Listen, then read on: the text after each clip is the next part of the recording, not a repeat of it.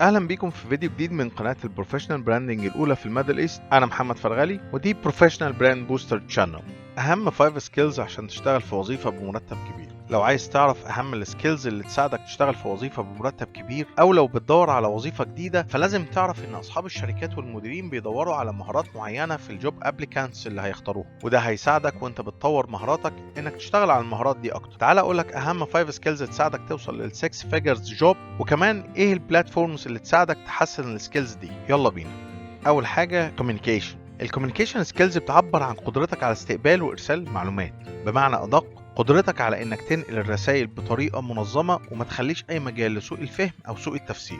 وعشان كده الكوميونيكيشن سكيلز بتعتبر مهاره ضروريه لاي وظيفه. طبعا في elements كتير بتعبر عن الكوميونيكيشن سكيلز، واللي منها طبعا speaking والlistening. ومهم كمان انك تعرف ان عشان تعمل effective communication لازم تفهم الرسالة اللي انت محتاج تنقلها كويس، وكمان مسؤوليتك انك تتأكد ان اللي انت بتنقله الرسالة دي فهمها كويس، ولو هيكون عنده اي استفسارات او اسئلة تقدر تجاوبه عليها عشان يقدر يفهم الرسالة بمجرد ما يستلمها. واكيد هيكون مفيد جدا لو انت aware بالنون فيربال كوميونيكيشن زي البادي لانجوج، فيشل اكسبريشن، اي كونتاكت وغيره. وكمان من الحاجات المهمه للكوميونيكيشن هي قدرتك على ترتيب افكارك. اصحاب الشركات والمديرين بيهتموا جدا انهم يشوفوا انك قادر تعبر عن افكارك بشكل كلير اند افكتيف. اصحاب الشركات والمديرين عايزين كمان يشوفوا ويتاكدوا انك جود listener، لأن الاستماع الجيد بيديك مساحة إنك تفهم مشاعر الشخص اللي قدامك، وبالتالي بتديك قدرة أكبر إنك تبني علاقات قوية وتقدر تحل أي كونفليكت بكفاءة. وعشان تحسن الكوميونيكيشن سكيلز بتاعتك هتلاقي كورسات على مواقع التعليم، وكمان هتلاقي دورات كويسة جدا على لينكدين تقدر تحسن بيها الكوميونيكيشن سكيلز بتاعتك. تاني حاجة leadership. الليدرشيب هي قدرتك انك تجمع مجموعة من الاشخاص مع بعض وتوجههم وترشدهم اثناء العمل عشان توصلوا لهدف مشترك. وكمان بتظهر الليدرشيب سكيلز في قدرتك على انك تعمل كوتشنج اند ديفلوبينج للتيم اللي انت مسؤول عنه.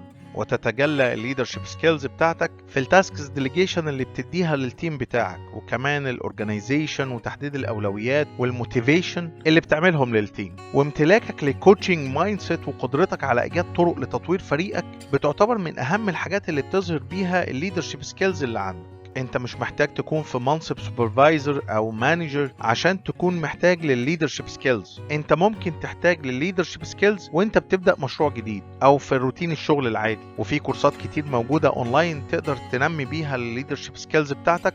هتلاقيها على بلاتفورمز زي يودامي ويوداستي، وكمان هتلاقي على لينكدين كورسات كتير، وتقدر كمان تاخد منها شهادات تساعدك وانت بتبني السي في بتاعك.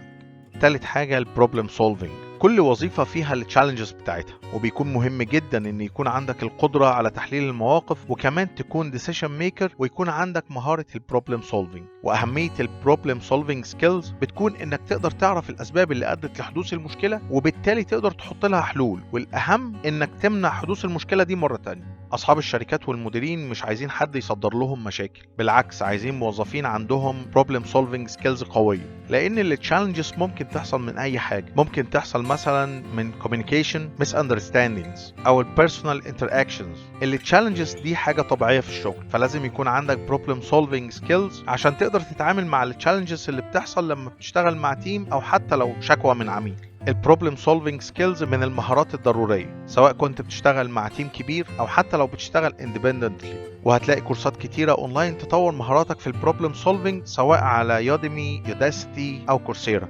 رابع حاجة التيم وورك. كل الوظائف بتتطلب انك تشتغل مع ناس تانية في اطار من الاحترام والفعالية، سواء كانوا زملاء او عملاء. التيم ووركينج سكيلز هي اللي بتساعدك انك تتوافق مع الكامباني كلتشر، وبتساعدك انك تقدر تبني بروفيشنال ريليشن شيبس قوية. حتى لو انت انتروفيرت او انطوائي، انك تقدر تشتغل ضمن فريق بيعتبر شيء مهم جدا لاي بوزيشن في اي شركة. حتى لو كنت بتشتغل ريموتلي، برضه هيتطلب الشغل بعض الهيومن انتراكشن او الاحتكاك مع باقي التيم، واللي بيتطلب تيم وورك سكيلز تكون متوفرة فيك. تطوير الكوميونيكيشن اند بروبلم سولفينج سكيلز هيساعدك انك تكون جود تيم بلاير. وكمان هتلاقي تيم وورك سكيلز كورسز على لينكدين وكورسيرا هتساعدك في تطوير التيم وورك سكيلز بتاعتك.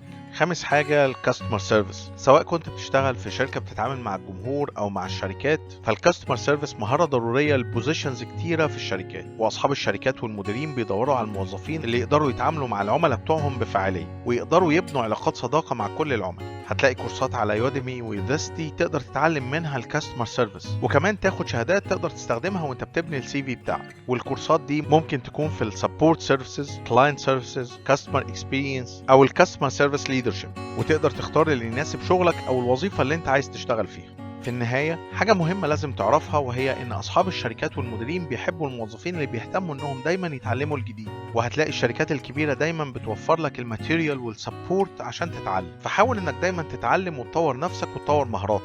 دور دايما على اللي يكمل السكيل سيت بتاعتك، واعرف إن أهم انفستمنت هتعمله في حياتك هو استثمار وقتك ومجهودك وفلوسك في تطوير مهاراتك وإمكانياتك. واتمنى اكون قدمت لك معلومه مفيده، وما تنساش تعمل لايك وشير للحلقه عشان حد تاني يستفيد، وكمان اعمل سبسكرايب للقناه وفعل الجرس عشان يوصلك كل جديد. شكرا واشوفكم في فيديو جديد.